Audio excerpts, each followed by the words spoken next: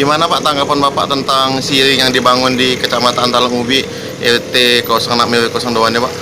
Tidak, saya tidak setuju kalau dari atas, harusnya dari gorong-gorong langsung ke atas. Iya. Jadi kalau dari atas ke bawah, kami kena banjirnya sebabnya tidak nyampai ke gorong-gorong, Pak. Oh, jadi pembangunan itu dari atas ya Pak? Ya, pembangunnya dari atas, jadi kami kena imbasnya banjir, Pak. Oke.